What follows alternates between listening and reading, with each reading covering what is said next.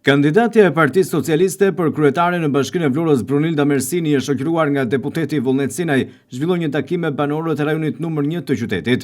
Deputeti Sinaj e cilësoi kandidaturën e Mersinit si zgjedhjen e dur për Vlorën, jo vetëm politikisht, por edhe për aftësitë e saj të provuara menaxheriale dhe njohjen e thellë të problematikave të territorit, veçanërisht në këtë zonë të qytetit. Këto zgjedhje janë në përpjekjen që bën Partia Socialiste për detyrimin që i ka qytetarëve të Vlorës, detyrimin që i ka banorëve të kësaj zone.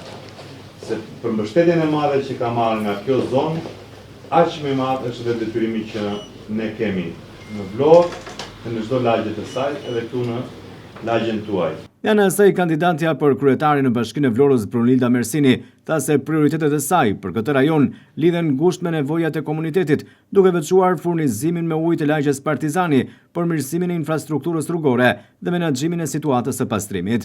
Mersini theksoi se administrata që synon të drejtojë do të jetë në shërbim të qytetarëve dhe në dialog të vazhdueshëm me ta.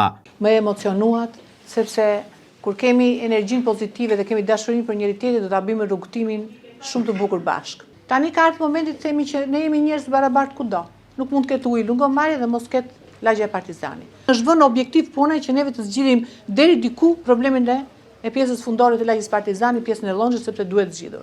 Ne kemi një problem tjetër që kur futemi në lagje, rrugët e akoma të janë dëmtuara. Pra ka pjesë të zonës afër spitalit dhe lagjes së Karabashit që kanë dhe jo vetëm rrugë të dëmtuar, por kanë një problem akoma më të mëdha. Dhe pjesa mbi Karabash pothuajse kanali është i bllokuar.